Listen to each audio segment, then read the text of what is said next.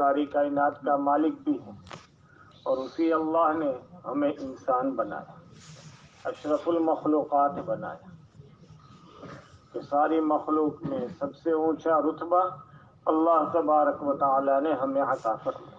وَلَقَدْ كَرَّمْنَا بَنِي آدم، ہم نے آدم کے بیٹے کو عزت دار بنایا، اور اس کے ساتھ ساتھ میں اللہ تبارک و تعالی نے ہمیں ایمان جیسی عظیم الشان دولت سے نوازا۔ کہ ساری نعمتوں میں سب سے بڑی نعمت ہے کہ انسان کو ایمان کا مل جانا، کہ آخرت کے اعتبار سے تو یہ ایمان قیمتی ہے ہی، کہ اس کے ذرے کو بچا کر لے جائے گا۔ اللہ تبارک و تعالی ہمیشہ ہمیشہ کی جنت اسے عطا فرمائیں گے، لیکن دنیا کے اعتبار سے بھی کہ ایمان بڑا قیمتی ہے، کیونکہ اللہ تبارک و تعالی کے سارے وعدے اسی ایمان کے ساتھ، کہ اللہ تبارک و تعالی کے سارے وعدے اسی ایمان کے ساتھ،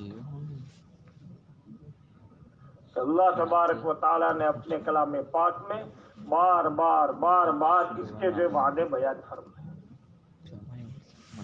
کہ اگر خوف سے ایمان چاہتے ہو تو خوف سے امن چاہتے ہو تو ایمان لے آؤ۔ الذین آمنوا ولم یلبسوا ایمانہم بظلم اولئک لہم الامن، کہ جن لوگوں نے جو ایمان قبول کیا، جو لوگ ایمان لائے اور اپنے ایمان میں جو شرک نہیں کیا، تو ان کے لیے امن ہے۔ کہ امن کس کے لیے؟ کہ امن جو ہے ایمان والے کے لیے، اور ایسا ایمان ہے کہ جس کے اوپر اللہ تبارک و تعالیٰ نے نصرت و مدد کے بھی وعدے فرمائے۔ اِنَّا لَنَنصُرُ رُسُلَنَا وَالَّذِينَ آمَنُوا فِي الْحَيَاةِ الدُّنْيَا وَيَوْمَ يَقُومُ الْأَشْهَادُ، کہ سارے وعدے جتنے بھی، بلکہ آپس میں الفت و محبت کے اور عزت کے حاصل کرنے کا ذریعہ بھی اللہ تبارک و تعالیٰ نے ایمان اور عمل صالح کو بنایا۔ ان الذین آمنوا وعملوا الصالحات سیجعل لهم الرحمن ودا، کہ محبتیں کن کو ملے گی؟ کہ جو ایمان لا کر اچھے عمل کریں گے۔ اتنی بڑی نعمت اور اتنا بڑا انعام اللہ تبارک و تعالیٰ نے بغیر مانگے ہمیں جو ہے عطا فرمایا، اور آدمی جتنا جو اس ایمان کو حقیقت کے ساتھ اپنے دل کے اندر اتارے گا، اتنا ہی اللہ تبارک و تعالیٰ کے نزدیک اس کی جو ہے قیمت بڑھتی چلی جائے گی۔ یہ حدیث پاک کے اندر آتا ہے کہ ایمان کے ساتھ میں کہ آسان سا آسان عمل بھی کر لے تو اللہ تبارک و تعالیٰ اسے جنت میں داخل فرما دے۔ قیمت اللہ کے نزدیک کہ ساری کی ساری نعمتوں میں سب سے زیادہ قیمتی نعمت ایمان کی، اس لیے اس کے جو آسان سے آسان عمل بھی کہ حدیث پاک کے اندر آتا ہے کہ آدمی صرف سلام کا اہتمام بھی کرتا ہے۔ مسلم شریف کی حدیث ہے کہ جس میں اللہ کے رسول صلی اللہ علیہ وسلم نے ارشاد فرمایا، لا تدخلوا الجنۃ حتی تؤمنوا ولا تؤمنوا حتی تحابوا اولا ادلکم علی شیء اذا فعلتموه تحاببتم بینکم افشوا السلام بینکم، کہ تم میں سے کوئی آدمی اس وقت تک جنت میں داخل نہیں ہو سکتا جب تک کہ اپنے ایمان کو مکمل نہ کرے، اور تمہارا ایمان اس وقت تک مکمل نہیں ہو سکتا جب تک کہ تم آپس میں ایک دوسرے سے محبت نہ کرنے لگو۔ جب آپس میں محبت کرو گے تو ایمان مکمل ہو جائے۔ پھر اللہ کے رسول صلی اللہ علیہ وسلم نے ارشاد فرمایا، جس کا خلاصہ ہے، کیا میں تمہیں ایسا کام نہ بتاؤں کہ جس سے تم آپس میں جو محبت کرنے لگو؟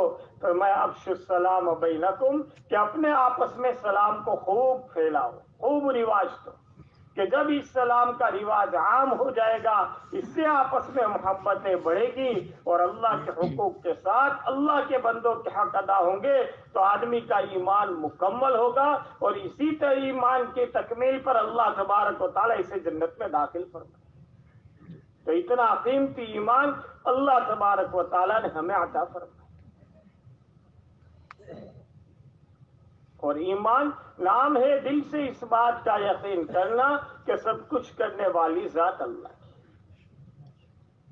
کہ وہی اللہ سب کا خالق بھی ہے، سب کا مالک بھی ہے، سب کا رازق بھی ہے. نفع اور نقصان اسی اللہ کے اختیار میں. عزت و ذلت کی مالک کہ وہی ایک اللہ کی ذات ہے، کہ کچھ نہیں تھا تب بھی اس اللہ نے جو ساری کی ساری مخلوق کو وجود دیا، اور کچھ نہیں رہے گا تب بھی وہ اللہ ہمیشہ ہمیشہ کے لیے باقی رہے گا، کہ سب چیزیں اسی کے ہاتھ میں. وہ چاہے تو انسانوں کو نفع کی جگہ میں نقصان پہنچا دے، اور وہ چاہے تو نقصان کی جگہ میں انسانوں کو نفع پہنچا دے. اختیار اس اللہ کے ہاتھ میں، اور وہ اللہ کسی کا محتاج نہیں، کوئی اس کا شریک نہیں، کوئی اس کا وزیر نہیں، کوئی اس کا پارٹنر اور بھاگیدار نہیں. ساری کی ساری چیزوں سے وہ اللہ، اور ساری کی ساری مخلوق سے وہ اللہ پورا بے نیاز. اللہ الصمد، اللہ کے ساتھ کہ اللہ بے نیاز ہے، اور اپنی ذات میں کہ وہ اللہ ایسا اکیلا ہے کہ اس کا کوئی شریک نہیں. کہ اس اللہ کی بڑائی کو، اس اللہ کی عظمت کو، اس اللہ کی کبریائی کو دلوں کے اندر اتار، کہ وہی اللہ ہے جو آسمانوں سے پانی برساتا ہے، وہی اللہ ہے جو زمینوں سے غلے اگاتا ہے، وہی اللہ ہے جو رات اور دن اور چاند اور سورج کے نظام کو جو اپنی قدرت سے چلا رہا ہے.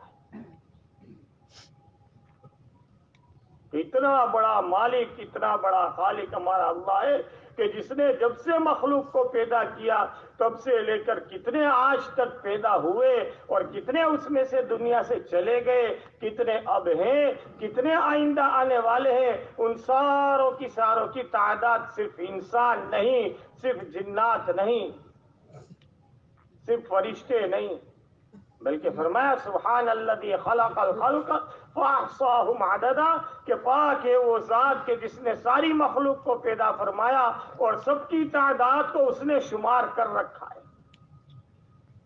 کتنے مرد ہیں، کتنی عورتیں ہیں، کتنے بچے ہیں، کتنی بچیاں ہیں، کتنے بوڑھے ہیں، کتنے جوان ہیں، کتنے جنگلوں میں کہ کتنے جانور ہیں، اور ان جانوروں میں کتنے نر ہیں، کتنے مادہ ہیں. انسانوں میں کتنے اپنے باپ کی پشتوں میں ہیں، اور کتنے اپنے ماؤں کے پیٹ میں ہیں، اور کتنے اس دنیا کے اندر آئے، اور کتنے اس دنیا سے چلے گئے، اور جو اس وقت کتنے موجود ہیں، آئندہ کتنے آنے والے ہیں. ان ساری کی ساری مخلوق کی تعداد کو اس اللہ نے شمار کر رکھا ہے. اور اس شمار کرنے میں وہ اللہ نہ کبھی کھاتا ہے، نہ کبھی بھولتا ہے، نہ کبھی اس کو اونگ آتی ہے، نہ کبھی اس پر نیند طاری ہوتی ہے، اور نہ ہی وہ اللہ کبھی غافل ہوتا ہے، اور نہ ہی وہ اللہ کبھی بھٹکتا ہے. لا یضل ربی ولا ینسا. اور ایسا اللہ ہے کہ جس نے ساری کی ساری مخلوق کی روزی کو تقسیم کر رکھا ہے، اور کسی کو وہ اللہ نہیں بھولتا. کہ چیونٹی سے لے کر جبریل تک، اور جو ہے چیونٹی سے لے کر ہاتھی تک، اور ذرے سے لے کر جبریل تک، کہ ہر ایک کو جو ہے وہ اللہ کہ اپنے وقت متعینہ پر اپنی روزی پہنچاتا ہے. کہ وہ اللہ سب کی روزی کا مالک ہے. وما من دابۃ فی الارض الا علی اللہ رزقها، کہ روئے زمین پر جتنے بھی چلنے والے ہیں سب کی روزی اس اللہ نے اپنے ذمے لے رکھی ہے. حدیث پاک کے خلاصوں میں یہ بات ملتی ہے کہ جس طریقے سے موت آدمی کو تلاش کرتی رہتی ہے، اسی طریقے سے روزی بھی اس کو تلاش کرتی ہے. جب تک آدمی کا جو ایک دانہ باقی ہے وہاں تک اس کو موت نہیں آ سکتی. کتابوں میں لکھا ہے کہ ایک مرتبہ موسیٰ علیہ السلام نے اللہ سے عرض کیا تھا کہ اللہ اپنی مخلوق کو تو روزی کیسے پہنچاتا،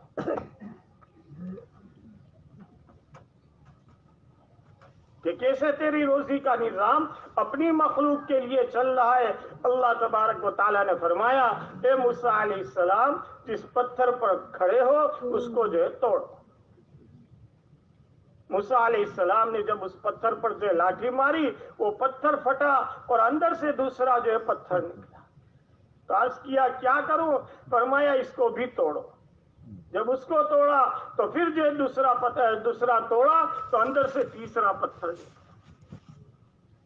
عرض کیا کہ یہ تو پھر پتھر نکلا. کہا اس کو توڑو. جب اس تیسرے پتھر کو توڑا تو اندر سے ایک جو ہے سبز رنگ کا کیڑا نکلا. اللہ نے اس کو گویائی دی اور وہ کیڑا اپنی زبان سے یوں کہہ رہا تھا سبحان من قسم الرزق ولم ينسى احدا، کہ پاک ہے وہ ذات کہ جس نے روزی کو پیدا کیا اور کسی کو نہیں بھولا. یہاں تک کہ 3 پتھر کے اندر میں بھی رکھ کر اس اللہ نے جو مجھے روزی پہنچائی. کیسا اللہ کا لیکن ایمان ہے ہی یہ چیز.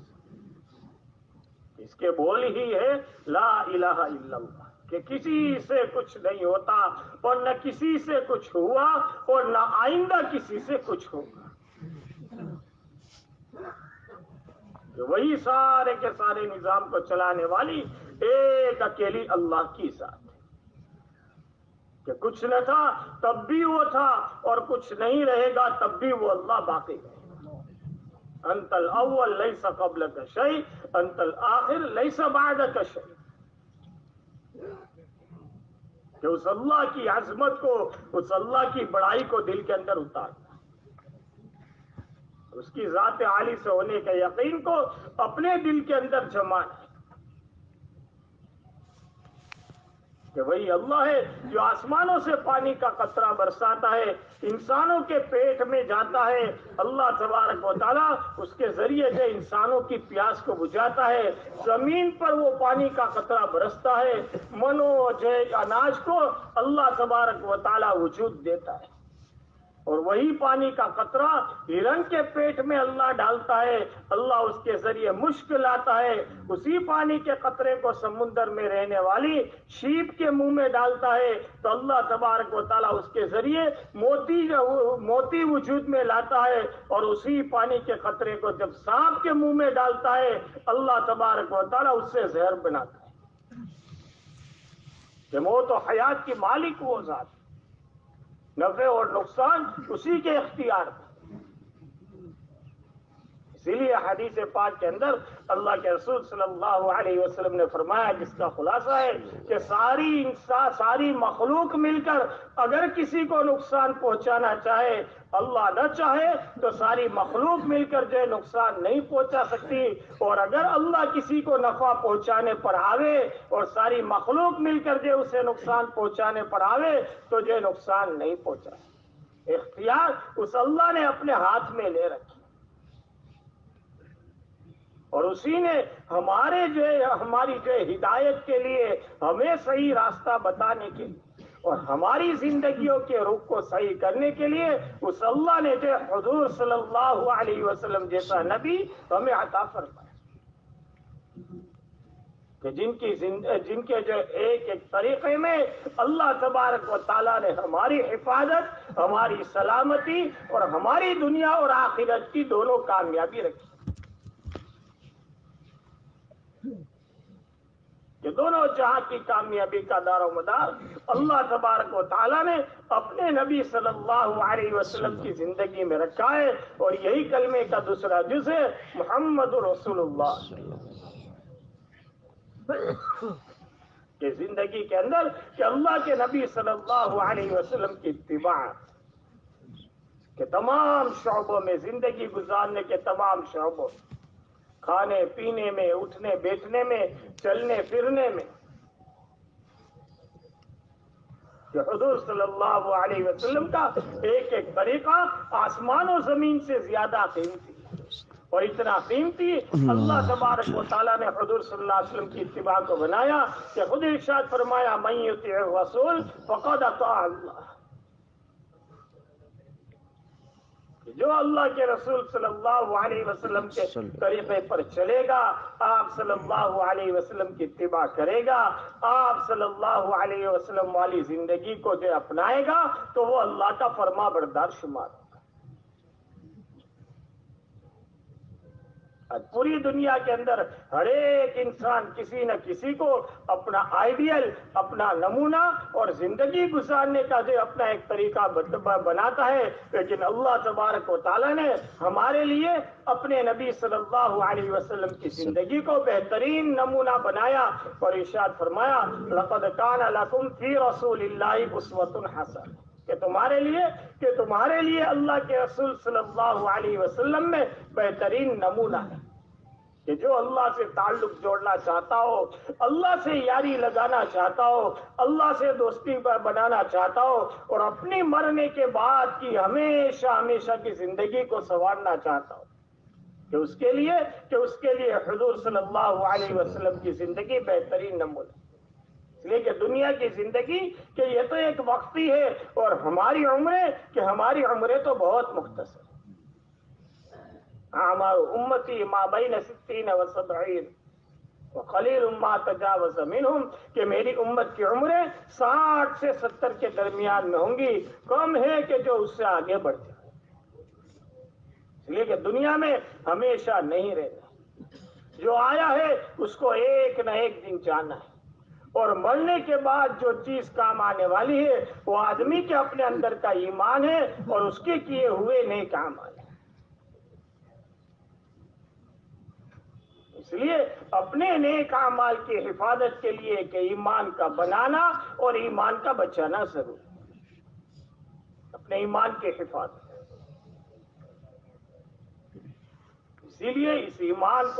اسی لیے اللہ تبارک و تعالیٰ سے تعلق جوڑنے کے لیے، اللہ کی عظمت کو دلوں میں بٹھانے کے لیے، اللہ کی کبریائی کو دلوں کے اندر اتارنے اور جمانے کے لیے اللہ تبارک و تعالیٰ نے انبیاء کرام علیہ الصلوۃ والسلام کو مبعوث فرمایا، اور سارے انبیاء علیہ الصلوۃ والسلام کی مشترکہ طور پر جو دعوت تھی وہ یہی تھی، یا قوم اعبدوا اللہ ما لکم من الہ غیرہ، بلکہ براہ راست اللہ تبارک و تعالیٰ نے موسیٰ علیہ السلام کو جو دعوت دی تھی وہ یہی تھی، اننی انا اللہ لا الہ الا انا فاعبدنی واقم الصلاۃ لذکری، کہ میں ہی اللہ ہوں، میرے سوا کوئی معبود نہیں، بس میری عبادت کرو، کہ عبادت کا حق کہ صرف اللہ کی ذات کو حاصل ہے، اور اس کا طریقہ کہ حضرت محمد رسول اللہ صلی اللہ علیہ وسلم کی زندگی،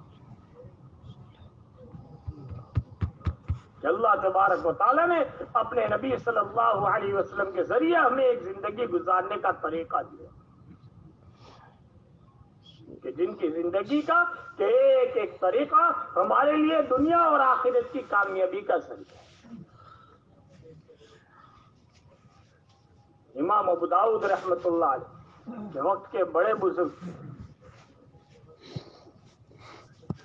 صحاح ستہ میں سے جو 6 کتابیں ہیں حدیث پاک کی، اس میں سے ایک کتاب ان کی بھی ہے، ابو داؤد رحمۃ اللہ علیہ۔ لکھا ہے کہ ایک مرتبہ کشتی میں سوار ہو کر کہیں سفر کے لیے جا رہے تھے، جب یہ سمندر سے جب یہ جو کنارے سے کشتی میں بیٹھے اور کشتی تھوڑی آگے چلی تو کنارے پر کھڑے ہوئے آدمیوں میں سے کسی کو چھینک آئی، اور اس نے چھینک آنے پر الحمدللہ کہا۔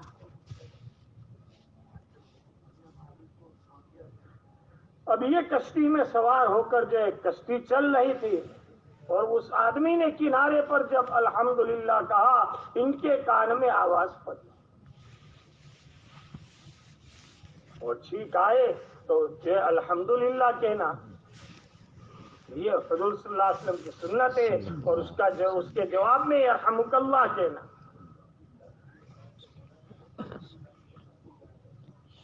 جب یہ ایک آواز کان میں پڑی، پریشان ہوئے کشتی والے سے کہنے لگے کہ مجھے جو کنارے پر ایک ضروری کام ہے، اس کے لیے جانا۔ اس نے کہا کہ اب یہ کشتی تو واپس جا نہیں سکتی۔ کہا نہیں، میرا ضروری کام ہے جس کی وجہ سے میرا جانا ضروری ہے، تو کچھ بھی انتظام کر۔ کہا کہ ہمارے پاس میں ہماری کشتیوں میں چھوٹی کشتیاں ہیں، وہ جو ہے میں آپ کو اس کشتی کے ذریعے کنارے بھیج سکتا ہوں، لیکن اس کا کرایہ الگ سے آپ کو دینا پڑے گا۔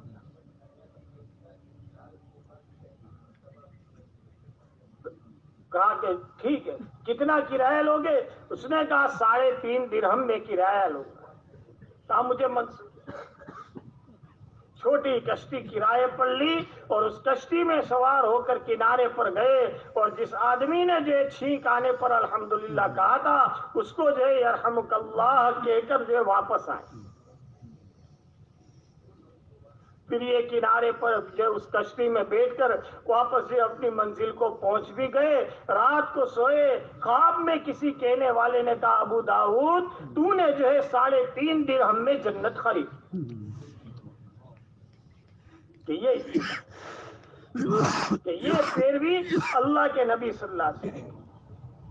آج ہم اپنی زندگیوں کے اندر غور کرتے تھے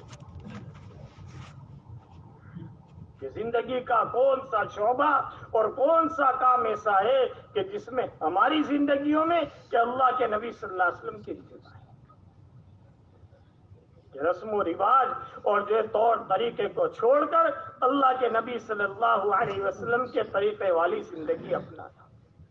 ان کنتم تحبون اللہ فاتبعونی، کہ اگر تمہارا یہ دعویٰ ہے کہ تم مجھے اللہ سے محبت کرتے ہو، اللہ کی محبت کا دم بھرتے ہو، اللہ کی ذات سے ہونے کے یقین کے دعوے کرتے ہو، اللہ کی کبریائی کے جو دلوں کے اندر ہونے کی بات کرتے ہو، تو حضور صلی اللہ علیہ وسلم کے طریقے پر چلو، فاتبعونی یعنی حضور صلی اللہ علیہ وسلم کی اتباع کرو۔ تو اللہ بھی تم سے محبت کرے گا ہی نہیں بلکہ تمہارے گناہوں کو بھی معاف کرے گا۔ کہ زندگی گزارنے کا ایک ایک طریقہ اللہ کے نبی صلی اللہ علیہ وسلم نے عملی طور پر کر کے ہمیں بتایا کہ کھانا پینا، چلنا پھرنا، اٹھنا بیٹھنا، رشتہ داروں کے ساتھ کیسے معاملہ کرنا، پڑوسیوں کے ساتھ کیسے رہنا، آنے والے مہمان کے ساتھ کیسا برتاؤ کرنا، لوگوں کے ساتھ لین دین ہو تو وہ کیسے ہو،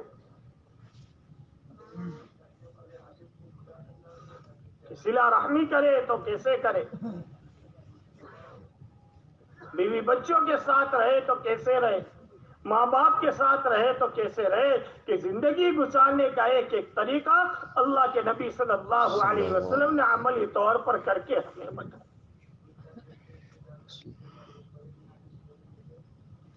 اس لیے ہمیں اپنی زندگی کے اندر کہ اللہ کے نبی صلی اللہ علیہ وسلم کے طریقے کو لانا، اور اسی نبی صلی اللہ علیہ وسلم نے اللہ کی جو عبادت کرنے کا، اللہ سے تعلق جوڑنے کا، اللہ سے یاری لگانے کا اور اللہ سے اپنے مسائل کے حل کرنے کا راستہ بتایا کہ جب یہ ایمان اپنی حقیقت کے ساتھ اندر میں اتر جائے گا اور جب دلوں کا تعلق دلوں کے پیدا کرنے والے اللہ کے ساتھ جڑ جائے گا تو پھر حکموں کا پورا کرنا ہمارے لیے آسان ہوگا، ورنہ عبادتیں طبیعتوں پر بوجھ بنے گی، حکم کے پورے کرنے میں ہمارے اندر کے سستیاں پیدا ہوں،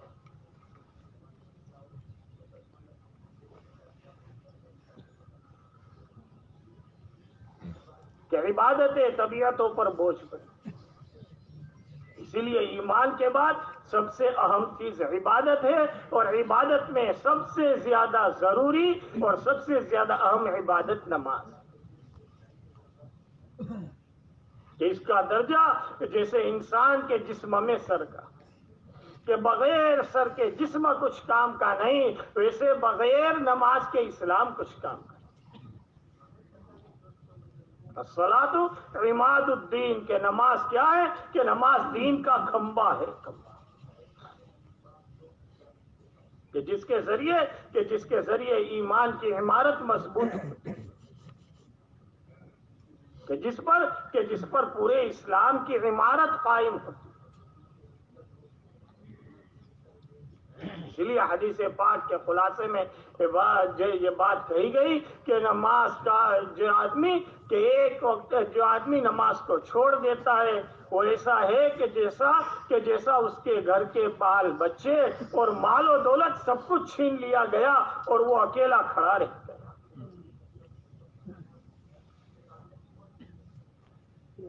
اور ایسی نماز اہم ہے کہ جو آدمی 5 وقت کی نماز پابندی اور اہتمام کے ساتھ کرے گا اللہ اس کی روزی کی تنگیوں کو ختم کرے گا، اللہ تبارک و تعالی اپنی ذمہ داری پر اسے جنت میں داخل فرمائے۔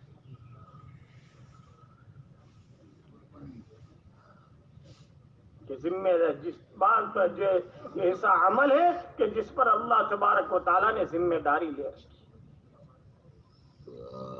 اور اللہ سے لینے کا، اللہ سے تعلق جوڑنے کا، اللہ سے یاری لگانے کا اور اللہ سے دوستی کرنے کا سب سے بڑا جو راستہ ہے وہ نماز ہے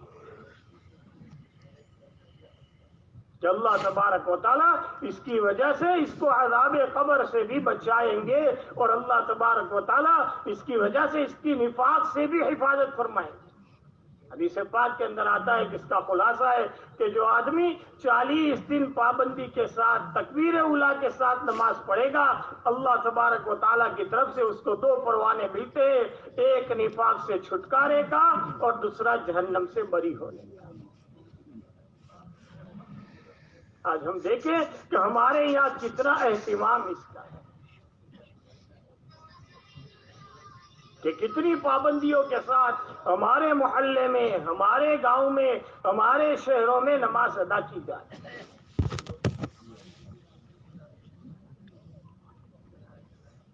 کہ اللہ سے لینے کا، اللہ سے اپنے مسائل کے حل کرنے کا سب سے بہترین ذریعہ اور قیامت میں سب سے پہلے اسی کا حساب ہوگا کہ جس کی نماز اچھی نکلے گی اس کے باقی اعمال بھی اچھے نکلے گے۔ مرتبہ ایک صحابی رضی اللہ عنہ اپنے گھر پر شام کے وقت میں جو تشریف لائے اور آ کر جو گھر والوں سے پوچھا کہ کچھ کھانے کو ہے؟ کہا کچھ نہیں۔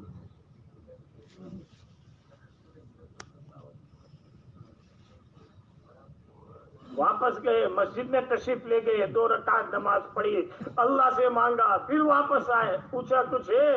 کچھ انتظام ہوا؟ کہا کچھ نہیں۔ پھر گئے، 2 رکعت نماز پڑھی، اللہ سے مانگا، پھر واپس آئے، کہا کچھ ہوا؟ کہا کچھ نہیں ہوا۔ روایتوں میں لکھا ہے کہ 3 مرتبہ جو مسجد میں گئے، 4تھی مرتبہ جب واپس گھر آئے کہا کچھ ہوا؟ کہا گھر میں ایک چکی پڑی ہوئی تھی، اچانک وہ چلنے لگی اور اس میں سے آٹا نکلنا شروع ہوا۔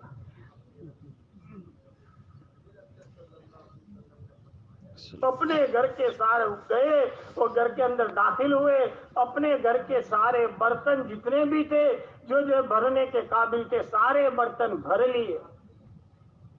اور پھر انسان چونکہ طبیعت کا لالچی کہ تحقیق کرنا اس کی طبیعت میں پڑا ہوگا، تو جب سارے جو برتن بھر لیے پھر جو کہا کہ دیکھے تو صحیح آٹا کہاں۔ یہ سوچ کر جو دونوں میاں بیوی نے کہ میاں نے جو ہے چکی کے اوپر کے پاٹ کو ہٹا کر دیکھا تو کچھ نہیں تھا، تو واپس جو چکی کا اوپر کا پاٹ جو رکھ دیا تو اس میں سے آٹا نکلنا بند ہو گیا۔ پھر جو اللہ کے رسول صلی اللہ علیہ وسلم کی خدمت میں تشریف لے گئے اور وہاں جا کر عرض کیا کہ اللہ کے نبی صلی اللہ علیہ وسلم آج اس طرح ہوا تھا اور میں نے یہ کیا تھا، پھر اللہ تبارک و تعالیٰ نے میرے ساتھ یہ کیا تھا، پھر جو آخر میں یہ ہوا۔ حضور صلی اللہ علیہ وسلم نے فرمایا کہ اگر تم اس کو جو اٹھا کر نہ دیکھتے تو قیامت تک اس میں سے آٹا نکلتا ہے۔ آج ہم اپنی زندگیوں کے اندر کہ کتنا ہمارا نمازوں کے ذریعے اپنے اللہ سے جو اپنے مسائل کو ہم نے حل کروایا،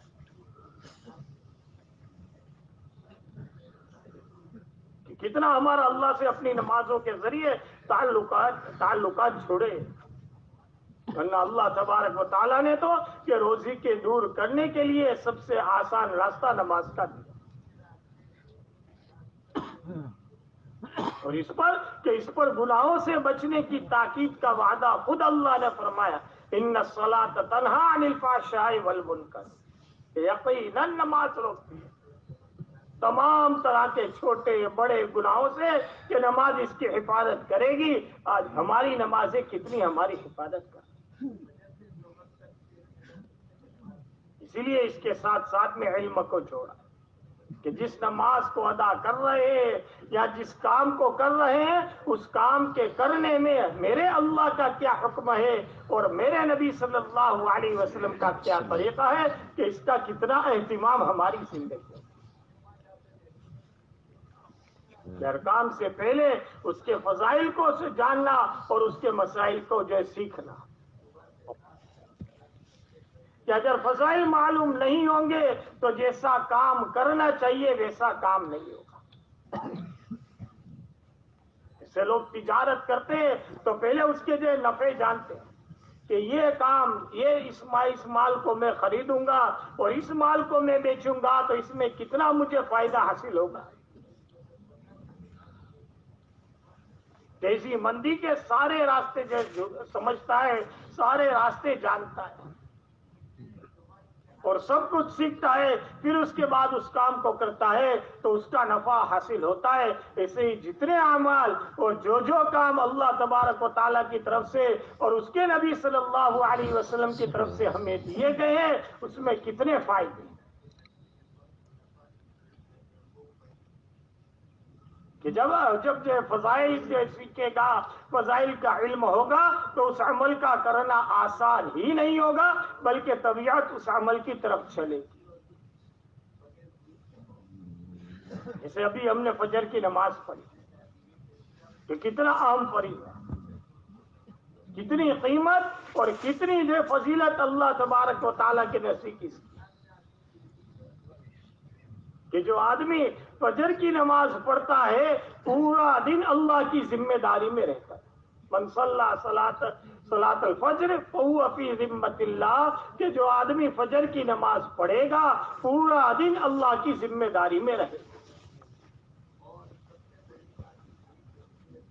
تو ایک جگہ ارشاد فرمائے جس کا خلاصہ ہے کہ جو اس کو ستائے گا اللہ اس کا بدلہ لے گا۔ بس کیا خیال ہے تمہارا اس شخص کے متعلق کہ جو اللہ کی ذمہ داری میں ہو، کہ جو اس کو ستائے گا اللہ اس کا بدلہ لے گا، کہ کس کا؟ کہ جو فجر کی نماز کو جو ادا کرے۔ یہ فضیلت ہے کہ تاجر تجارت میں ہو تو اس کے جو فضیلتوں کو جاننا، کہ ہر کام کی فضیلتیں ہیں اور اس کے جو ہے مسائل، کہ نماز کے فضائل بھی ہیں اور اس کے مسائل بھی ہیں، زکوٰۃ کے فضائل بھی ہیں اور اس کے مسائل بھی ہیں، روزے کے فضائل بھی ہیں کہ اس کے مسائل بھی ہیں، کہ فضائل کے ذریعے عمل کا شوق پیدا ہوگا، عمل کا جذبہ پیدا ہوگا، طبیعت عمل کی طرف آئے گی، کیونکہ انسان باتباع حریص ہے، کہ جہاں نفع دیکھتا ہے فوراً جو اس کی طرف طبیعت کو لے جاتا ہے۔ ایسے ہی اللہ تبارک و تعالیٰ کی طرف سے جو اعمال ہمیں دیے گئے ان سارے کے سارے عملوں کے فضائل ہیں اور اس کے مسائل، اس لیے فضیلتوں کو جاننا۔ ابو درداء رضی اللہ تعالیٰ عنہ مسجد نبی صلی اللہ علیہ وسلم میں تشریف فرما، ایک آدمی نے آ کر عرض کیا کہ جو تمہارا مکان جل گیا، فرمایا نہیں جلا، وہ دیکھ کر آ رہا ہے اور یہ بغیر دیکھے انکار کر رہا ہے۔ دوسرا آیا، اس نے کہا کہ جو تمہارا مکان جل گیا، ابو درداء رضی اللہ عنہ مسجد میں بیٹھے بیٹھے کہہ رہے ہیں کہ میرا مکان نہیں جلا۔ تیسرے نے آ کر کہا کہ جل گیا، فرمایا نہیں جلا۔ یہاں تک کہ کئی لوگ یکے بعد دیگر آنے لگے اور کہنے لگے کہ تمہارا مکان جل گیا، وہ دیکھ کر آ رہے ہیں اور یہ بغیر دیکھے انکار کر رہے ہیں۔ آخر میں ایک آدمی آیا، کہا کہ محلے میں آگ لگی تھی اور ایسی آگ لگی تھی کہ جس پر جو لوگ یوں سمجھ رہے تھے کہ محلے کا کوئی مکان اس آگ کے ذریعے نہیں بچ سکتا، لیکن جیسے ہی وہ آگ تمہارے مکان کے پاس پہنچی وہ آگ بجھ گئی۔ تو لوگ کہنے لگے، جو آئے تھے پہلے وہ کہنے لگے تمہیں کیسے یقین تھا؟ حالانکہ ہم دیکھ کر آ رہے تھے، آنکھوں دیکھی چیز جو ہم اپنے تجربے سے نہیں بلکہ آپ سے دیکھ کر آتے تھے، اور پھر یہ جو آپ کو خبر دے رہے تھے اور تم بغیر دیکھے انکار کر رہے تھے۔ فرمایا میں نے اللہ کے رسول صلی اللہ علیہ وسلم سے سن رکھا تھا کہ جو آدمی فجر کی نماز کے بعد یہ دعا پڑھ لے گا، اللہ تبارک و تعالی اچانک کی تمام مصیبتوں سے اس کی حفاظت کرے گا۔ اور الحمدللہ آج صبح میں نے وہ دعا پڑھی کہ فضیلت کا یقین تھا۔ اللہم انت ربی لا الہ الا انت علیک توکلت وانت رب العرش الکریم، کیا خدمت کہ میں نے آج جو یہ دعا پڑھ لی تھی، اس وجہ سے مجھے یقین تھا کہ ساری کی ساری دنیا تباہ ہو سکتی ہے، سب کچھ ختم ہو سکتا ہے، لیکن میرے مکان کو کوئی آج تک نہیں آ سکتی، کیونکہ میں نے حضور صلی اللہ علیہ وسلم سے سن رکھا تھا، اور جس دن سے میں نے سنا الحمدللہ آج تک اس دعا کے پڑھنے میں میری طرف سے کوئی کوتاہی نہیں۔ یہ فضیلت کہ سن رکھا تھا تو اس پر یقین تھا کہ حضور صلی اللہ علیہ وسلم کی بات کہ بالکل سچی ہے۔ آدمی کی آنکھ غلط دیکھ سکتی ہے، کان غلط سن سکتے ہیں، زبان سے جھوٹ بول سکتی ہے، لیکن اللہ کے نبی صلی اللہ علیہ وسلم کی بات کہ وہ پتھر کی لکیر ہے۔ وما ينطق عن الهوى ان هو الا وحی یوحی،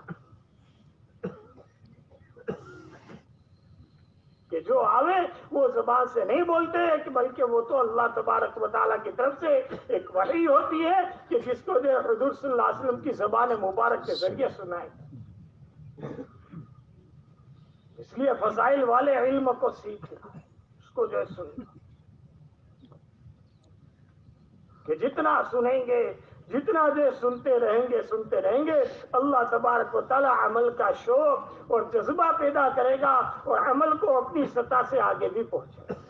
اور آدمی کے لیے کہ آدمی کے لیے عمل کرنا بھی آسان ہوگا، ورنہ جو فضائل سامنے نہیں ہوں گے تو طبیعتوں میں سستی پیدا ہوگی۔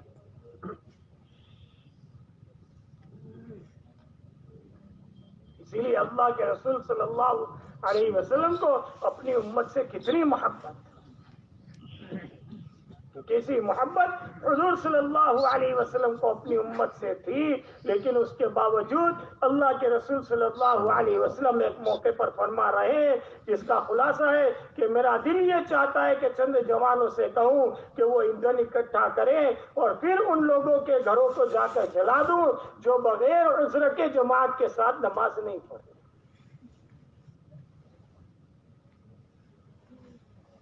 کہ عمل کی فضیلت اور ساتھ ساتھ میں کہ عمل کے صحیح کرنے کی فکر ہے،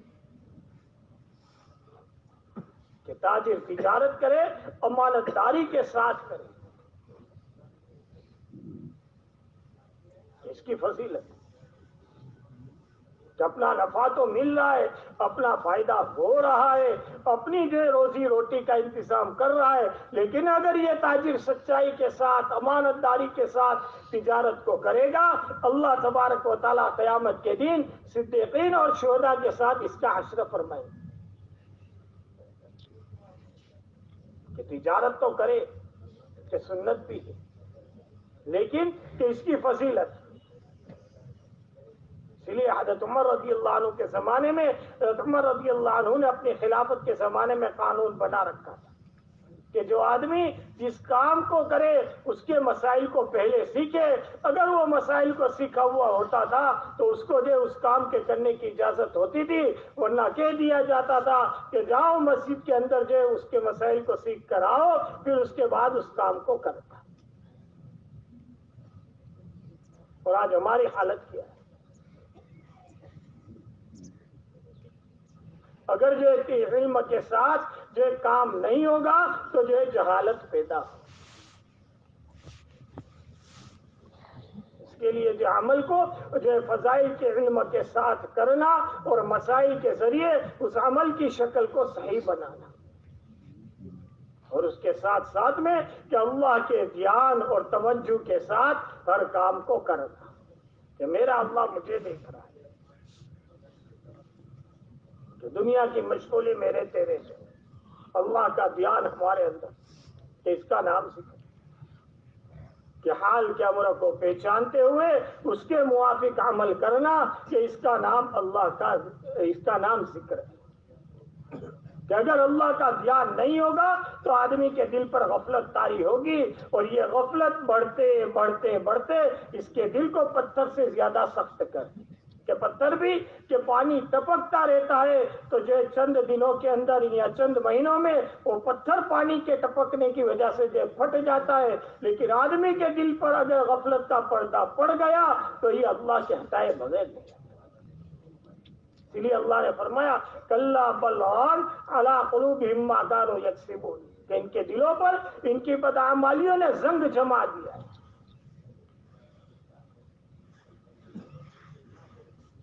کہ اللہ کے ذکر کا اہتمام, کہ جتنا اللہ کے ذکر کا اہتمام ہوگا اتنی غفلتیں غفلتوں سے ہم دور ہوتے چلے جائیں گے, اور اللہ کا دھیان اور توجہ ہمارے اندر آتا جائے گا. کہ اللہ کا استحسان کہ میرا اللہ مجھے دیکھ رہا ہے. پھر آدمی جس حال میں بھی ہوگا اس حال میں اپنے آپ کو گناہوں سے بچانے کی فکر ہوگی, یہاں تک کہ تنہائی میں کہ جہاں کوئی دیکھنے والا نہیں, کوئی پرسان حال نہیں, اور کوئی ہماری طرف دھیان لگانے والا نہیں, اس وقت میں بھی آدمی کا بچنا, آدمی کا گناہوں سے بچنا آسان ہے. عبداللہ بن عمر رضی اللہ عنہ کا قصہ مشہور ہے, حضرت شیخ نے فضائل صدقات میں بھی ذکر ہے کہ جنگل میں جا رہے چرواہ کھانے کے وقت میں ایک چرواہا ملتا ہے, اسے کہتے ہیں کہ ایک بکری ہمیں دے دے.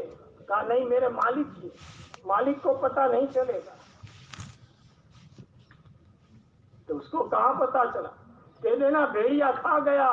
تو اس چرواہے نے آسمان کی طرف اشارہ کر کے کہا بائن اللہ بائن اللہ, کہ نہ مالک دیکھ رہا ہے نہ اس کے کوئی آدمی دیکھ رہے ہیں, نہ ہی کسی کو پتا چل رہا ہے, لیکن میرا اللہ مجھے تو دیکھ رہا ہے. میری تنہائیوں سے وہ اللہ پورا باخبر ہے. تو اس کو تو معلوم کہ تنہائیوں میں بھی گناہوں سے بچنا آسان تھا. کیوں؟ اس لیے کہ ہر وقت اللہ کا دھیان, کہ آدمی اللہ کے دھیان کو اپنے اندر لا دے. اور اس کے لیے جیسے صبح شام کی تسبیحات کی پابندی کہی ہے کہ قبلے کی طرف بیٹھ کر دھیان توجہ کے ساتھ عظمت کے ساتھ کہ 3 تسبیحات کی پابندی کرے, کہ یہ ایک مشق ہے. کہ جیسے بچے کو اسکول میں بٹھا کر کہ سال بھر تک اس کی محنت کروائی جاتی ہے تاکہ یہ آگے پڑھنے کے قابل ہو جائے, ایسے ہی ایمان والا غفلتوں سے بچ جاوے, گناہوں سے بچ جاوے, خرابیوں سے بچ جاوے, اس کی طبیعت کے اندر نیکیاں آوے, یہ اچھائیوں کی طرف چلنے والا بنے, خود بھی اچھا بنے, لوگوں کو اچھا بنانے کی فکر میں بھی لگے,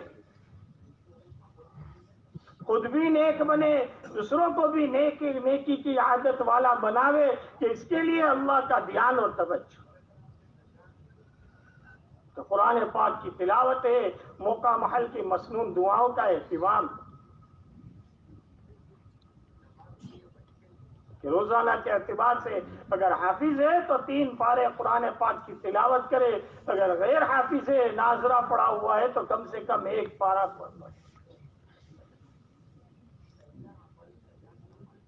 اور ساتھ میں کہ موقع محل کی مسنون دعاؤں کا اہتمام, کہ جس موقع پر جو دعا حضور صلی اللہ علیہ وسلم نے بتلائی ہے تو ان دعاؤں کا اہتمام ہو. اس کے ذریعے زندگیوں میں برکتیں آ رہی ہیں, اس کے ذریعے آدمی کو گناہوں سے بچنا آسان ہوگا, اس کے ذریعے اللہ تبارک و تعالیٰ اس کی حفاظت فرمائیں گے.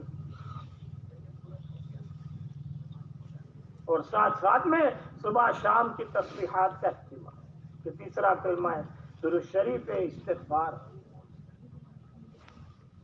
کہ اس کے ذریعے کہ اس کی وجہ سے اس کے لیے گناہوں سے بچنا بھی آسان ہو, اللہ کا دھیان اور اللہ کا توجہ بھی پیدا ہو,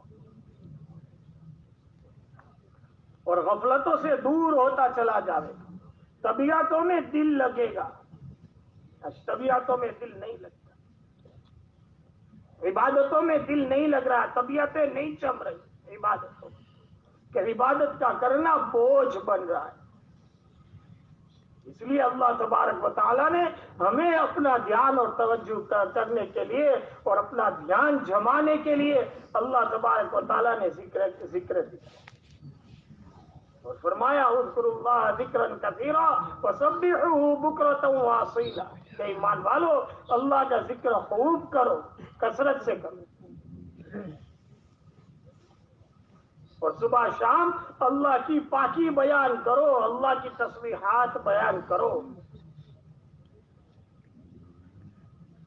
کہ اللہ کے ذکر کا اہتمام ہماری زندگیوں کے اندر آوے, کیونکہ اللہ کے ذکر سے بڑھ کر آدمی کو کوئی عمل عذاب قبر سے نجات دینے والی ہے. قبر کا منظر کہ بہت سخت منظر ہے.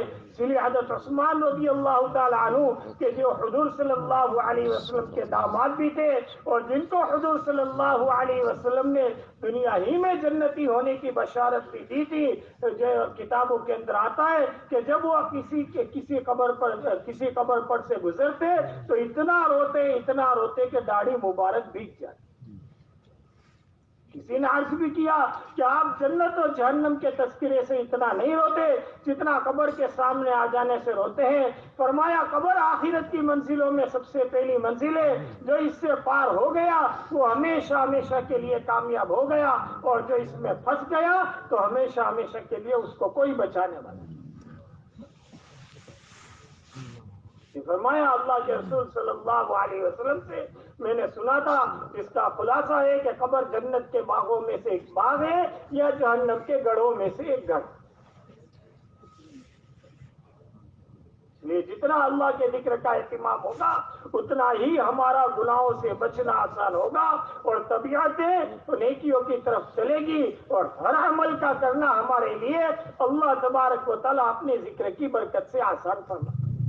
اور اس کے ساتھ ساتھ میں جس ماحول میں ہم رہ رہے ہیں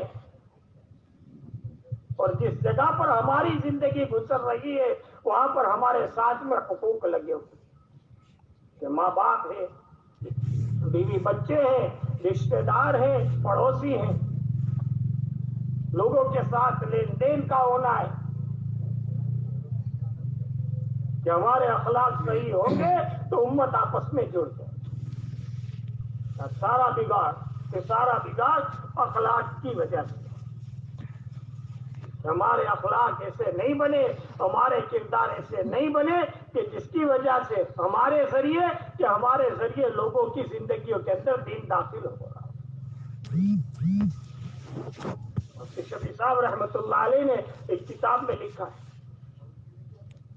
کہ صحابہ کرام رضی اللہ عنہ مجمعین نے حضور صلی اللہ علیہ وسلم کی صحبت میں رہ کر اپنی زندگی کو کیسے بنایا, کہ ایمان کے اعتبار سے, اعمال کے اعتبار سے, اخلاق اور معاملات کے اعتبار سے کہ زندگیاں کیسی بنائی. لکھا ہے کہ جب مالا بار کے علاقے میں صحابہ کرام رضی اللہ عنہ مجمعین کی جماعت پہنچی,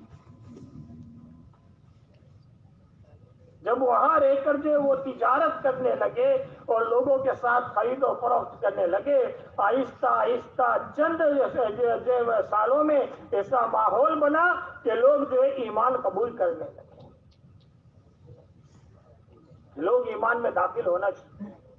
جب وہاں کے بادشاہ کو پتا چلا کہ یہاں کے لوگ ایمان جو ہے قبول کر رہے ہیں, اگر یہ جو بڑھتا گیا تو آہستہ میری حکومت خطرے میں پڑ گئی. اس لیے انہوں نے اس جماعت کو, جو بادشاہ نے اس جماعت کو اپنے پاس بلایا اور کہا فوراً ہمارے ملک سے نکل جاؤ. کیا کوئی بات نہیں, جب رعیت کو پتا چلا کہ ہمارے لوگوں کو یہاں سے ان آنے والوں کو یہاں سے نکالا جا رہا ہے تو وہ لوگ بادشاہ تک یہ اپنی رسائی کر کے بادشاہ تک پہنچے اور کہنے لگے کہ اگر تو نے ان لوگوں کو یہاں سے نکالا تو ہم جو تیرا تختہ الٹ دیں گے، ہم تجھے جو بادشاہت سے بے دخل کر دیں گے اور تیری حکومت کو پلٹ دیں گے۔ کہ یہاں کے تاجر ہمیں جو تجارتوں میں دھوکہ دیا کرتے تھے، ہمارے ساتھ میں خیانت کیا کرتے تھے، ہمیں جو طرح طرح کی پریشانیوں میں مبتلا کرتے تھے، جب سے یہ لوگ آئے ہیں اور تب سے لے کر آج تک انہوں نے ہمیں کوئی اسلام کی دعوت نہیں دی، کسی بات کی طرف ہمیں جو متوجہ نہیں کیا، بلکہ ان کے لین دین نے اور ان کے آپس کے معاملات نے ہماری طبیعتوں کو ایمان قبول کرنے پر مجبور کر دیا۔ کیا اخلاق! اسی لیے جنت کے اونچے درجے کی ذمہ داری نہ نماز پر ہے، نہ زکوٰۃ پر ہے، نہ روزے پر ہے اور نہ ہی حج پر ہے، بلکہ حدیث پاک کے اندر فرمایا جس کا خلاصہ ہے کہ میں جنت کے سب سے اونچے درجے کا ذمہ دار ہوں اس شخص کے لیے کہ جس کے اخلاق سب سے اچھے ہیں۔ کہ جنت کا سب سے اونچا درجہ کہ کس پر؟ کہ اخلاق کی درستی۔ اس لیے اپنے اخلاق کو صحیح کرنا، جب ہمارے اخلاق صحیح ہوں گے امت جو آپس میں جڑ جائے گی اور لوگوں کا ایمان کی طرف اور اعمال کی طرف اپنی طبیعتوں کو بڑھانا آسان ہو جائے گا۔ ورنہ بد اخلاقی اپنوں کو بھی غیر بنا دیتی، ہمارے بھی ہم سے دور چلے جاتے۔ اس لیے گھر میں ہو تو بیوی بچوں کے ساتھ کیسے رہنا، ماں باپ ہیں تو ان کے ساتھ کیسا سلوک کرنا،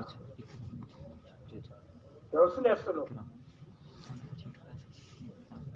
حکم تو اتنا فرمایا اللہ تبارک و تعالیٰ کی طرف سے کہا گیا کہ راستے میں اپنے باپ سے جو چلتے ہوئے آگے بھی نہ چلو، ان سے جو جھڑک کر اور منہ چڑھا کر بات بھی مت کرو، اور کبھی ان کے سامنے منہ بھی مت کرو، اور اللہ نے فرمایا وَلَا تَقُل لَهُمَا اُفٍّ، کہ ان کے سامنے اف بھی مت کہو۔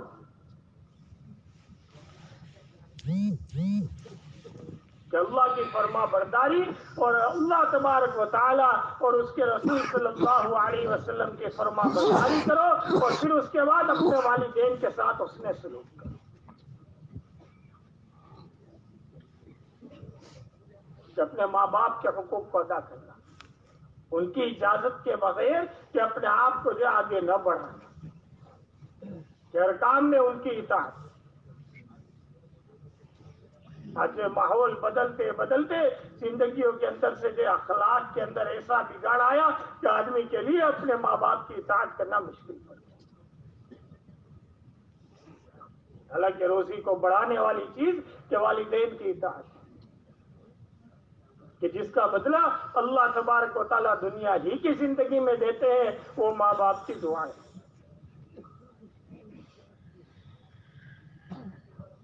اور ایسے ہی ہمارے معاملات، لوگوں کے ساتھ لین دین کا طریقہ،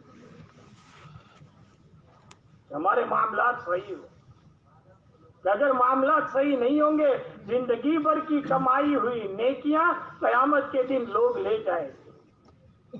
یہ حدیث پاک کے اندر آتا ہے کہ میری امت کا مفلس کون؟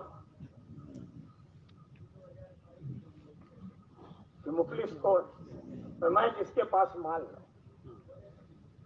اللہ کے رسول صلی اللہ علیہ وسلم نے فرمایا جس کا خلاصہ ہے کہ میری امت کا مفلس وہ شخص ہے جو قیامت کے دن ڈھیر ساری نیکیاں، یعنی ہر پہاڑ کے برابر نیکیاں لے کر آوے، لیکن کسی کو ستایا ہوگا، کسی کو تکلیف دی ہوگی، کسی کو گالی دی ہوگی، یہ حق والے اپنا حق لینے آئیں گے اور اس عبادت گزار کی ساری نیکیاں لے جائیں گے، اور جب نیکیاں باقی نہیں رہیں گی تو لوگوں کے حقوق کے ادا کرنے کے لیے دوسروں کی جو ہے نیکیاں، دوسروں کی برائیاں اس کے سر پر ڈال دی جائے گی، اور جو آدمی عبادت گزار سمجھا جاتا تھا وہی آدمی جو ہے ہمیشہ کی ناکامی میں چلا جائے۔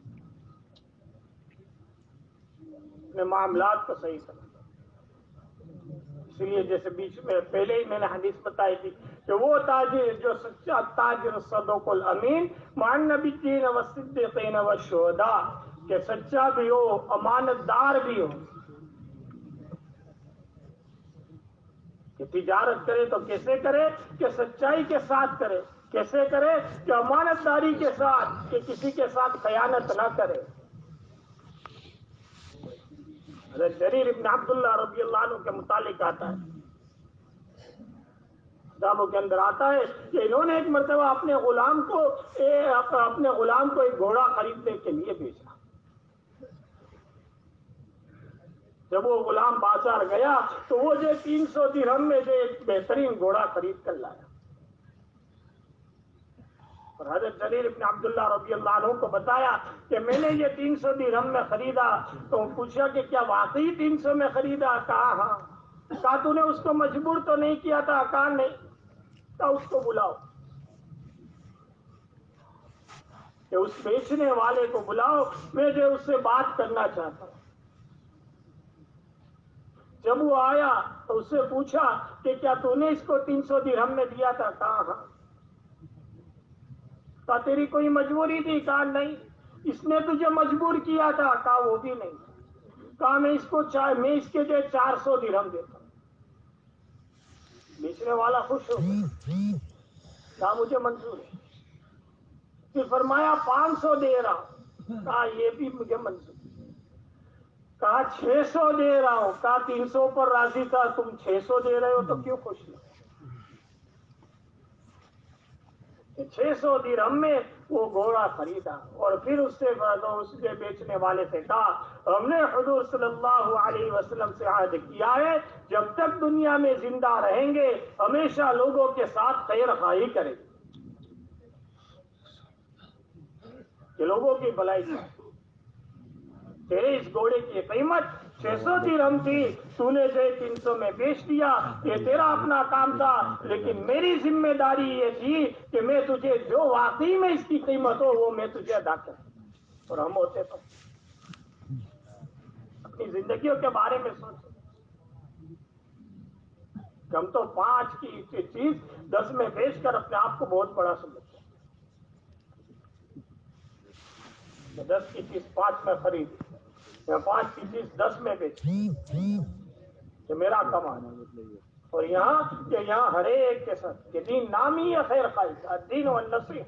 کہ دین کیا ہے؟ کہ دین سراسر خیر خواہی، کہ لوگوں کی بھلائی چاہنا، ان کے ساتھ میں اچھائی کا معاملہ کرنا، ان کے ساتھ میں حسن سلوک کا برتاؤ کرنا. اور یہ سارے کام کس لیے کرنے؟ کہ میرا اللہ مجھ سے راضی ہو، کہ مجھے اس پر کوئی چیز مطلوب نہیں، نہ مجھے اس پر جو کوئی چیز چاہتا. ساری کہ اللہ کے حقوق کو ادا کرنا، حضور صلی اللہ علیہ وسلم کے طریقے پر چلنا، اللہ تبارک و تعالیٰ کی عبادت کرنا، اللہ کے دھیان اور توجہ کو اپنے اندر لانا، اور جو اللہ کی مخلوق کے حقوق کو ادا کرنا. کس لیے؟ کہ میرا اللہ مجھ سے راضی ہو جائے. کہ نیت صحیح ہوگی تو آدمی کے سارے کام صحیح بنتے چلے جائیں. آدمی کی نیت کہ اس کے عمل پر اثر کرے. اس لیے فرمایا انما الاعمال بالنیات، اعمال کا دار و مدار نیتوں پر. اور آدمی کے لیے وہی ہے جس کی وہ نیت کرے. اس لیے عمل کے شروع میں، عمل کے درمیان میں اور عمل کے آخر میں اپنی نیت کو دیکھے کہ کس کے لیے کر رہا ہوں، کس کے لیے ہو رہا ہے اور کس کے لیے ہوا. اسی لیے عمل کے بعد استغفار، کہ نماز کے بعد استغفار کس لیے؟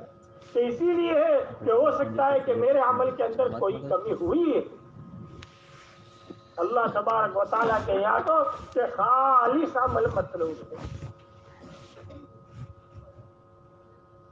کہ غیر کی شرکت کے ذرہ برابر اللہ کو منظور ہے.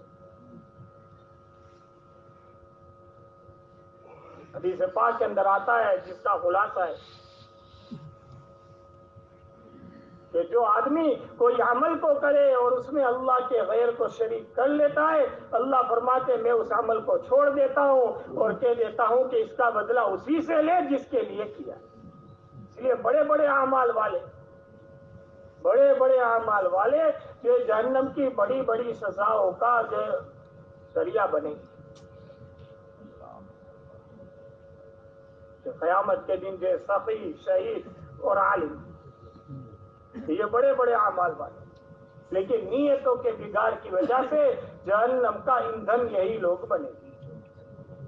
یہ بہت بڑے عمل، لیکن کہ اندر میں تھوڑی خرابی آئی کہ سارا عمل برباد ہو، اور اگر اندر میں تھوڑی نیت صحیح ہو گئی کہ اللہ تبارک و تعالیٰ بہت بڑا ثواب۔ حدیث پاک کے اندر آتا ہے کہ کھجور کا ٹکڑا بھی آدمی نے خالص اللہ کے لیے دیا، اللہ تبارک و تعالیٰ اس کا ثواب کے احد پہاڑ سے زیادہ دے گا۔ یہ بہت مختصر عمل، یہ بہت چھوٹا سا کام ہے، لیکن ہو رہا ہے کس کے لیے؟ کہ ہو رہا ہے اللہ کے لیے، تو اللہ تبارک و تعالیٰ اس کی قیمت کو بڑھاتے چلے جا۔ اس لیے اپنے اللہ کو راضی کرنا۔ اسی لیے انبیاء علیہ السلام کی دعوت میں صاف طور پر اللہ نے کہا ما اسألکم علیہ من اجر ان اجری الا علی رب العالمین، اس محنت پر ہمیں کوئی چیز مطلوب نہیں، اور ہم جو ہے تم سے کسی چیز کو مانگ نہیں رہے، ہمارا اجر تو ہمارا اللہ دے گا۔ بس محنت کس بات کی ہو؟ کہ محنت اس بات کی ہے کہ ہمارا اللہ ہمارے اس کام کو قبول کرے، اور ان صفات کو زندگی کے اندر لانے کے لیے کہ یہ اللہ تبارک و تعالیٰ کے راستے کی محنت، کہ جان بھی اللہ کی، مال بھی اللہ کا، صلاحیتیں بھی اللہ کی، تین نعمتیں اللہ نے دی، جان، مال اور صلاحیت، اور یہی تین پر دنیا کے بننے اور بگڑنے کا، آخرت کے بننے اور بگڑنے کا دار و مدار ہے۔ اور اگر یہ صحیح راستے پر لگ گئی، اللہ تبارک و تعالی ہمیشہ ہمیشہ کی کامیابیوں سے نوازیں گے، اور خود حضور صلی اللہ علیہ وسلم نے اس پر دعائیں دی ہے، طوبیٰ لعبد جعلہ اللہ مفتاحا للخیر ومغلاقا للشر۔ تو خوشخبری ہے اس بندے کے لیے جس کو اللہ خیر کی چابی اور برائی کا تالا بنا، اس کے لیے اللہ کے راستے کی محنت، کہ جان، مال، صلاحیت اللہ تبارک و تعالیٰ نے جنت کے بدلے میں خرید لی ہے، اور جس نے دی ہے اس نے جیسے کہا ہے ویسے اس کی مرضیات پر جو اپنی زندگی کو لانے کے لیے اور اس کے بتائے ہوئے راستے پر اپنے جان مال کو استعمال کرنے کے لیے اور عملی طور پر اس کی پریکٹس کرنے کے لیے اور اس کی مشق کرنے کے لیے اللہ تبارک و تعالیٰ نے یہ محنت کی، کہ جس محنت کا مقصد ہی یہی ہے کہ ایمان والے کے ایمان میں اتنی حرکت آ جاوے، اتنی قوت آ جاوے، اتنی طاقت اس کے اندر میں پیدا ہو جاوے کہ اس کو اللہ کے حکموں پر حضور صلی اللہ علیہ وسلم کے طریقے کے ساتھ چلانے والی بن جائے۔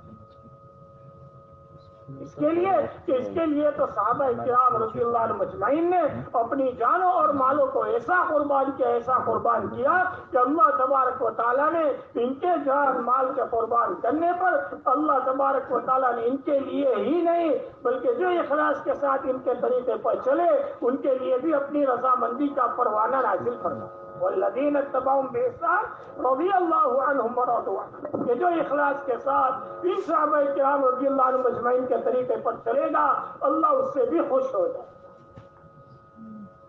کہ جوان اپنی جوانی کو لگا رہا تھا، بوڑھا اپنے بڑھاپے کی حالت میں، معذور اپنی معذوری کی حالت میں، کہ اللہ کے دین کے تقاضوں کو پورا کرنے کے لیے اپنے آپ کو چلا۔ حکایت صحابہ رضی اللہ عنہ میں حضرت شیخ نے لکھا ہے کہ عمرو بن جموح رضی اللہ عنہ وہ حج کے موقع پر آئے اور آ کر کے حضور صلی اللہ علیہ وسلم سے عرض کرنے لگے کہ میں بھی چلنا چاہتا ہوں۔ حضور صلی اللہ علیہ وسلم نے فرمایا تمہیں اللہ کی طرف سے اجازت ہے، اگر نہ جاؤ تو کوئی گناہ نہیں۔ فرمایا نہیں، میرا بھی ارادہ ہو رہا ہے کہ میں اپنے لمبے پیر سے جنت میں چلوں پھروں۔ جب جو ہے حضور صلی اللہ علیہ وسلم نے اجازت دے دی، گھر آئے، بیوی نے تانے کے طور پر کہا میں تو دیکھ رہی ہوں کہ میرا شوہر اللہ کے راستے سے بھاگ آیا، جب گھر سے نکلے پاؤں سے معذور تھے، اور لکھا ہے کہ اس وقت میں ان کی عمر 72 سال کی تھی، کہ 72 سال کی عمر میں ایک پاؤں سے معذور تھے، اس حال میں چلے اور گھر سے نکلتے ہوئے دعا کی تھی، اللہم لا تردنی الی اہلی، اے اللہ اب مجھے اپنے گھر کی طرف نہ لوٹائی۔ احد میں گئے، حضور صلی اللہ علیہ وسلم کے ساتھ شریک ہو کر احد میں پہنچے اور وہاں جا کر شہید ہو گئے۔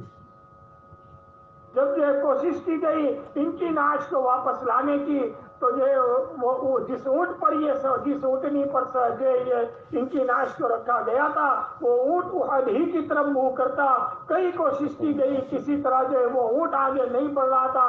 حضور صلی اللہ علیہ وسلم کو خبر دی گئی، آپ صلی اللہ علیہ وسلم نے فرمایا کیا انہوں نے گھر سے نکلتے ہوئے کوئی دعا کی تھی؟ فرمایا ہاں۔ عرض کیا گیا ہاں یہ دعا کی تھی، اے اللہ مجھے میرے گھر کی طرف نہ لوٹائیو۔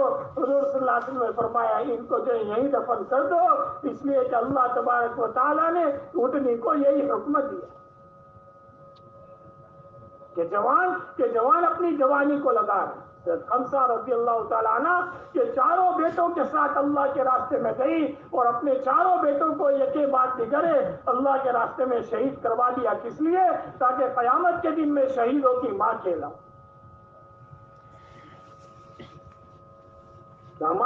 ہماری حالت تو یہ ہے کہ ہم میں کا ہر ایک جو دنیا کمانے کے لیے جا رہا ہے، کس لیے کہ ہماری گھر کی عورتیں یہ سوچتی ہے کہ یہ ہمارے بڑھاپے میں ساتھ دے گا، اور وہاں عورتیں اپنے جوانوں کو، اپنے جو جوان بیٹوں کو قربان کرواتی تھی اللہ کی نسبت پر، کس لیے؟ تاکہ میری آخرت کا مسئلہ حل ہو۔ جب آخرت کی بنیاد پر چلے تھے، اللہ نے ان کی دنیا بھی بنائی اور ہمیشہ ہمیشہ کے لیے آخرت کے اعتبار سے کامیاب کر دیا۔